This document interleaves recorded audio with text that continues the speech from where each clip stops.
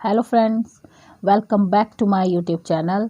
आज हम प्राचीन भारत के ऐतिहासिक स्रोत व प्रागैतिहासिक संस्कृतियों का पार्ट 2 करेंगे। पिछले पार्ट में भी हमने 30 क्वेश्चन किए थे, अब दोबारा करते हैं जो बाकी क्वेश्चंस रह गए थे। ठीक है, तो आज का हमारा पहला क्वेश्चन है, निम्न में से कौन भारत के प्रागैतिहासिक काल के लिए स्रोत सामग्री के रूप में उपयोगी है। तो इसके लिए स्रोत सामग्री के लिए कौन उपयोगी है? ऑप्शंस हैं जीवाश्म, हाथ की कुल्हाड़ियाँ, मृद भांड या अस्थि अवशेष। तो इनमें से जो सही उत्तर कौन से रहेंगे? ए है 1, 2 और 3, 2, 3 और 4, 1, 2 और 4, या ये सारे चारों के चारों मतलब। तो इसके जो सही उत्तर हैं वो रहेंगे 1, 2 और 4, यानी कि जीवाश्म, हाथ की कुल्हाड़ियाँ और अस्थि अवशेष। ठीक है फ्रेंड्स, चलिए अब हम अपना नेक्स्ट क्वेश्चन करते हैं। हमारा दूसरा क्वेश्चन है, भारत में किस शैलाश्रय से सर्वाधिक चित्र प्राप्त हुए हैं? शैलाश्रय में चट्टानों के घर, जिनको हम रॉक शेल्टर भी कहते हैं। ठीक है, तो घगरिया, भीमबेटका, लेखाहिया या आदमगढ़। इसका जो सही उत्तर है वो है भीमबेटका। भीमबेटका से हमें सबसे ज़्यादा चित्र प्राप्त हुए हैं भारत में। ठीक है, नेक्स्ट क्वेश्चन है, नीचे दी गई संस्कृतियों का सही कालानुक्रम कौन सा है? इनका सही सीक्वेंस कौन सा रहेगा? जो संस्कृतियां दी गई हैं, ये वेरी इंपॉर्टेंट क्वेश्चन है फ्रेंड्स। मगदालिनी, मोस्तारी, एश्यूली, अबेविली। बी है अबेविली, एश्यूली, मोस्तारी या मगदालिनी। मतलब कौन पहले आएगा सीक्वेंस वाइज, फिर उसके बाद मगदालिनी, मोस्तारी, एश्यूली या अबेविली। अबेविली, एश्यूली, मोस्तारी या मगदालिनी। इसका जो सही उत्तर है वो होगा बी, अबेविली, एश्यूली, मोस्तारी और मगदालिनी। तो आपने जब भी इसको याद करना होगा इस सीक्वेंस में याद करना, या फर्स्ट लेटर इनके याद कर लेना। ठीक है, चलिए अब हमारा नेक्स्ट क्वेश्चन है, गैरिक मृद भांड पात्र का नामकरण कहाँ हुआ था? मृद भांड मैंने आपको अपनी पहले वाली वीडियो में बताया था, ये होता है जो पॉट होते हैं, अर्धरन पॉट। ठीक है, तो मिट्टी के जो बर्तन होते हैं। तो ऑप्शंस हैं हस्तिनापुर में, अहिछत्र में, नोह में या वीरभानपुर में। तो इसका नामकरण कहाँ हुआ था? वो हुआ था हस्तिनापुर में। गैरिक मृद भांड आपने याद रखना है, हस्तिनापुर। नेक्स्ट क्वेश्चन है, निम्न में से कौन से दक्षिण भारत की महापाषाणकालीन संस्कृति से संबद्ध है? जो दक्षिण भारत की महापाषाणकालीन संस्कृति से कौन जुड़ा हुआ है? गोलाश्म पाषाण से समृद्ध शवाधान, काले और लाल मृद भांडों का प्रयोग, आहत सिक्कों का प्रयोग या नगरीय बस्तियां। तो इसमें केस कौन से सही उत्तर रहेंगे? 1 और 2, 3 और 4, 1, 2 और 4 या ये सभी, मतलब चारों के चारों। तो इसका जो सही उत्तर है वो रहेगा आपका 1 और 2, यानी कि गोलाश्म पाषाण से समृद्ध समाधान और काले और लाल मृद भांडों का प्रयोग। ओके, तो आपने इसको ऐसे याद रखना है। इसका ऑप्शन रहेगा सही वाला ए। ओके, नेक्स्ट क्वेश्चन है, भारत पाषाणकालीन संस्कृति का नामकरण यथा पूरा पाषाण काल, मध्य पाषाण काल, नव पाषाण काल निम्न में से किस देश के सुव्यवस्थित एवं क्रमबद्ध अनुसंधान का परिणाम है? मतलब जो ये 3 जो नाम पड़े, पूरा पाषाण काल, मध्य पाषाण काल और नव पाषाण काल, ये किसकी रिसर्च का परिणाम है? कौन से देश ने ये रिसर्च की थी कि ये 3 काल रहेंगे? ऑप्शंस हैं फ्रांस, दक्षिण अफ्रीका, उत्तरी अमेरिका, कनाडा या ब्राज़ील।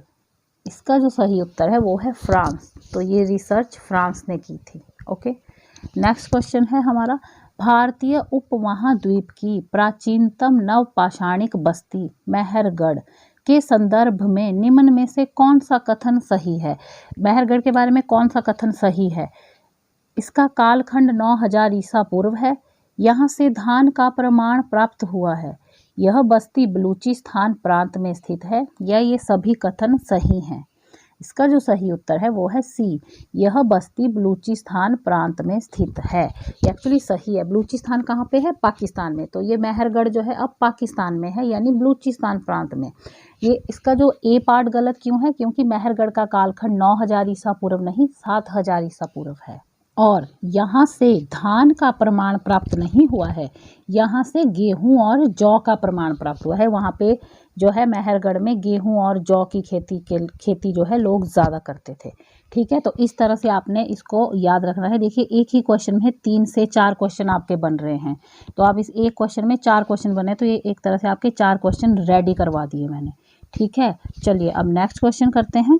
नेक्स्ट क्वेश्चन है हमारा, निम्न में से कौन सा स्थल पाषाण काल की कालावधि 10 लाख से 7000 ईसा पूर्व को पीछे ले जाता है? ऑप्शंस हैं भीमबेटका, आदमगढ़, डीडवाना या बोरी। तो कौन ले जाता है 10 लाख से 7000 ईसा पूर्व? वो ले जाता है बोरी, बोरी की कालावधि। ओके, ये स्थल है बोरी। चलिए अब नेक्स्ट क्वेश्चन करते हैं। टंकित, पैक्ड, हर्षित, ग्राउंड और पॉलिशदार मतलब जिस पे पॉलिश हुआ हो पाषाण उपकरण निम्न में से किस युग की पहचान है? ये 3 तरह के पाषाण कौन से युग की पहचान है? नवपाषाण युग, निम्न पूरा पाषाण युग, मध्य पाषाण काल या उपरोक्त सभी। ये कौन से काल की जो है पहचान है? ये 3, ये काफ़ी इंपॉर्टेंट क्वेश्चन है, कई बार एग्जाम में पूछा गया आपके। तो ये है नवपाषाण काल के, नवपाषाण काल के ये 3 पत्थर रहे हैं, जो पत्थरों के जो उपकरण रहे हैं। ठीक है, चलिए अब नेक्स्ट क्वेश्चन करते हैं। पुष्यमित्र शुंग के द्वारा अश्वमेध यज्ञ किए जाने का प्रमाण निम्न में से कौन से साक्ष्य देते हैं? उनमें से कौन से साक्ष्य देते हैं? महाभाष्य, अयोध्या अभिलेख, प्रयाग अभिलेख। तो इनमें से कौन कौन से रहेंगे? ए है केवल 1, बी है केवल 2, सी है 1 और 2 या डी है 2 और 3। तो पुष्यमित्र शुंग ने अश्वमेध यज्ञ किए जाने के समय कौन से प्रमाण उसके साक्ष्य देते हैं? वो देते हैं 1 और 2, यानी महाभाष्य और अयोध्या अभिलेख। ये भी काफ़ी इंपॉर्टेंट क्वेश्चन है। ठीक है, चलिए नेक्स्ट क्वेश्चन है। तिएनचू एवं हिंदुस्तान नामकरण भारत के लिए हुआ है, जिसका आधार निम्न में से क्रमशः है। आपसे ये क्वेश्चन भी पूछ सकते हैं कि ये भारत के लिए कौन सा आधार नामकरण हुआ है? तो उसका उत्तर रहेगा तिएनचू और हिंदुस्तान। ठीक है, इसमें भी ये 2 क्वेश्चन ही बन रहे हैं, तो लेकिन फिलहाल हमारे आधार रहेंगे। आधार जो इसका जो एक्चुअल ऑप्शन रहेगा कि हिंदुस्तान नामकरण के लिए कौन से आधार हैं, वो रहे हैं धार्मिक और भौगोलिक। इसका सही उत्तर डी है। ओके, अब हमारा नेक्स्ट क्वेश्चन है। बोंगस कोई अभिलेख में प्राप्त इंद्र, मित्र, वरुण और नासत्य देवताओं में से नासत्य का संबंध किस देवता से है? इन चारों में से हमने बताना है कि नासत्य जो था उसका संबंध कौन से देवता से था बोंगस कोई अभिलेख में? प्रजापति, अश्वनी कुमार, विष्णु या ये सभी? इसका सही उत्तर है अश्वनी कुमार। नासत्य का संबंध अश्वनी कुमार देवता से है। ओके, चलिए अब नेक्स्ट क्वेश्चन है। निम्न में से कौन सा स्रोत मौर्य शासन के बारे में जानकारी नहीं देता है? कौन सा इनमें से स्रोत रहेगा जो मौर्य शासन के बारे में हमें कोई इंफॉर्मेशन नहीं देता है? मुद्रा राक्षस, कथा सरित सागर, बृहत कथा मंजरी या सामवेद? तो इसका जो सही उत्तर है वो है सामवेद। सामवेद हमें मौर्य शासन के बारे में कोई जानकारी नहीं देता। ओके, नेक्स्ट क्वेश्चन है। जैन साहित्य के संदर्भ में निम्न में से कौन सा क्रम सही है? फिर से वो सीक्वेंस आ जाएगा, लेकिन अब आया जैन साहित्य के संदर्भ में। ये काफ़ी इंपॉर्टेंट क्वेश्चन है। अंग, उपांग, प्रकीर्ण, छेद सूत्र। उपांग, अंग, प्रकीर्ण, छेद सूत्र। प्रकीर्ण, अंग, उपांग या छेद सूत्र, या छेद सूत्र, अंग, उपांग, प्रकीर्ण। तो इसका जो सही सीक्वेंस रहेगा वो रहेगा अंग, उपांग, प्रकीर्ण और छेद सूत्र। इसको आपने ढंग से याद रखना है, काफ़ी इंपॉर्टेंट क्वेश्चन है। हमारा नेक्स्ट क्वेश्चन है। सिकंदर के साथ निम्न में से कौन यूनानी लेखक नहीं आया? सिकंदर के साथ काफ़ी यूनानी लेखक आए थे, लेकिन जो नहीं आया था वो आपने मेंशन करना है कि कौन सा नहीं आया था। नियार्कस, अरिस्टोबुलस, अनासिक्रेटस या डायनोसियस? इसका जो सही उत्तर है वो है डायनोसियस। सिकंदर के साथ यूनानी लेखक डायनोसियस भारत नहीं आया था। ओके, अब हमारा नेक्स्ट क्वेश्चन है। अ record of the Buddhist countries. Buddhist country का एक रिकॉर्ड निम्न में से किसे कहा गया है? तो किसे कहा गया है? कंग्यूर, सी क्योकी, सी यू की या उपरोक्त सभी? तो इसका जो सही उत्तर है वो है बी, सी क्योंकि। तो a record of the Buddhist countries C क्योंकि को कहा गया है। ओके, चलिए अब हम नेक्स्ट क्वेश्चन करते हैं। नेक्स्ट क्वेश्चन है हमारा, सबसे अधिक स्वर्ण मुद्राएं एवं सर्वाधिक शुद्ध स्वर्ण मुद्राएं निम्न में से किन शासकों द्वारा क्रमशः जारी किए गए।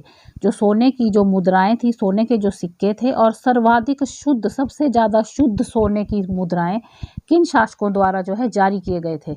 गुप्त कुषाण, कुषाण गुप्त, सातवाहन गुप्त या कुषाण मौखरी। तो इसका जो सही उत्तर है वो है ए, गुप्त और कुषाण। इन दो शासकों ने जो है सोने के सिक्के जारी किए थे। ओके, नेक्स्ट क्वेश्चन है हमारा, विश्वरूप, ज्ञानेश्वर, अपरार्क जैसे टीकाकार निम्न में से किस स्मृति से जुड़े हुए हैं। ये तीनों टीकाकार भी काफ़ी इंपॉर्टेंट हैं। तो ये कौन सी स्मृति से जुड़े हैं? मनु स्मृति, याज्ञवल्क्य स्मृति, नारद स्मृति या ये सभी। तो इसका जो सही उत्तर है, तीन नाम आपने ढंग से याद रखने हैं। ये तीनों जो जुड़े थे वो जुड़े थे याज्ञवल्क्य स्मृति से। ओके, चलिए अब नेक्स्ट क्वेश्चन करते हैं। हमारा आज का नेक्स्ट क्वेश्चन है, निम्न में से सही सुमेल है। इसमें से सही वाला बताएंगे हम और गलत भी बताएंगे कि क्यों है। खारवेल हाथी गुम्फा अभिलेख, समुद्रगुप्त ऐहोल अभिलेख, राजा भोज अयोध्या अभिलेख या विजय सेन प्रयाग अभिलेख। इसका सही उत्तर है ए, खारवेल हाथी गुम्फा अभिलेख। इनका जो मैच है वो बिल्कुल सही है। दूसरा आ गया समुद्रगुप्त ऐहोल अभिलेख। ये गलत क्यों है? क्योंकि समुद्रगुप्त का स्तंभ शिलालेख था प्रयाग प्रशस्ति, बहुत इंपॉर्टेंट अभिलेख था प्रयाग प्रशस्ति इसको। और ऐहोल अभिलेख था वो पुलकेशियन द्वितीय का अभिलेख था। ओके, और राजा भोज का अयोध्या अभिलेख नहीं था, राजा भोज का था बांसवाड़ा अभिलेख। और अयोध्या अभिलेख किसका था? अयोध्या अभिलेख था धनदेव का। ओके, नेक्स्ट है हमारा विजयसेन प्रयाग अभिलेख। विजयसेन का प्रयाग अभिलेख नहीं था, उनका था देवपाड़ा अभिलेख बंगाल में। और प्रयाग अभिलेख था समुद्रगुप्त का, जो प्रयाग प्रशस्ति से फेमस है अभिलेख। देखिए, मैंने आपको सही उत्तर भी बता दिया, इसका सही मैच, और जो गलत मैच थे उनको भी सही करके आपको सारे बता दिए हैं। तो अब आपने इनको ऐसे याद रखना है। आपके इस एक क्वेश्चन में कम से कम 7 क्वेश्चन बन रहे हैं फ्रेंड्स। तो देखिए, एक ही क्वेश्चन में 7 क्वेश्चन करवा दिए मैंने आपको।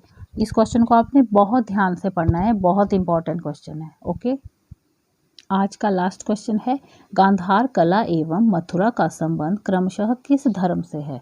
गांधार कला भी काफ़ी फेमस है। तो इसका जो संबंध अभी हम बताएंगे किससे है। केवल बौद्ध, केवल हिंदू धर्म, केवल बौद्ध, केवल जैन, केवल बौद्ध धर्म या इनमें से कोई भी नहीं। तो इसका जो सही उत्तर है, गांधार कला वैसे ही बहुत फेमस है और वो जो है बौद्ध धर्म की फेमस है।